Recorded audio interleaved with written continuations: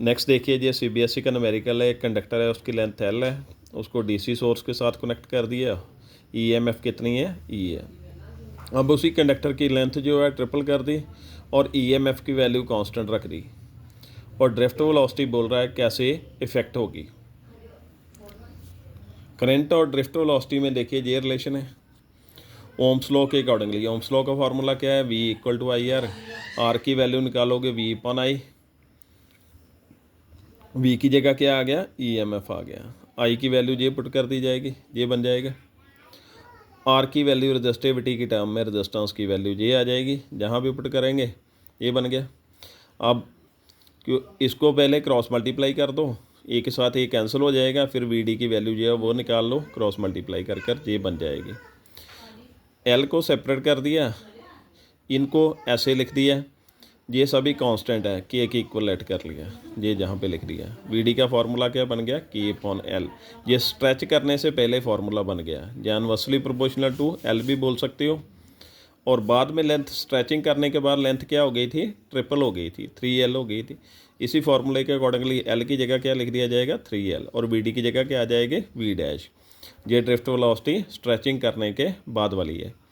उसके बाद डिवाइड कर दो, इसको भी इसने इनवर्सली के साइन में लिख दिया, कि को हटा दिया, ये बन गया। अब दोनों को डिवाइड कर दो, V dash upon V D कर दो, ये बन जाएगा। एल के साथ एल कैंसिल हो जाएगा और वी डैश की वैल्यू निकाल दो, ये इसका आंसर जो है ये आ जाएगा। उसके बाद दूसरा न्यूमेरिकल देखिए, ये भी सीबीएसई का न्यूमेरिकल है। एक वायर है जिसका एरिया ऑफ क्रॉस सेक्शन जो है वो इंक्रीज कर रहा है linearly. It is connected across battery V volt, battery जिसके साथ कनेक्ट कर दिया उसका वोल्टेज कितना है, वी। इनमें से बोल रहा है वायर में कौन सी क्वांटिटी जो है वो रहेगी, कांस्टेंट रहेगी। ड्रिफ्ट वेलोसिटी है, करंट डेंसिटी, इलेक्ट्रिक करंट और इलेक्ट्रिक फील्ड। ये ड्रिफ्ट वेलोसिटी का फार्मूला, उसी फार्मूले से निकाला करंट और ड्रिफ्ट वेलोसिटी दोनों में रिलेशन।